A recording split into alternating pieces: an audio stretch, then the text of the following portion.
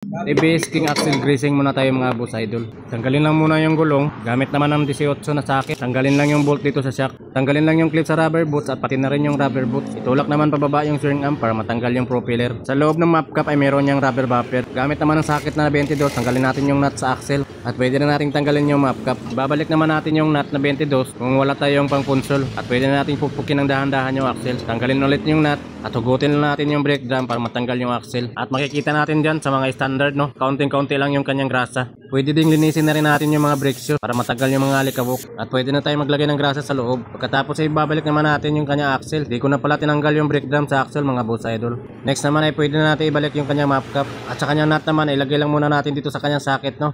At manumanuhin lang muna sa pag-ikot. Huwag natin diretsuhin ng power tools baka ma-disalign yung thread. Kabit na rin natin yung rubber bumper.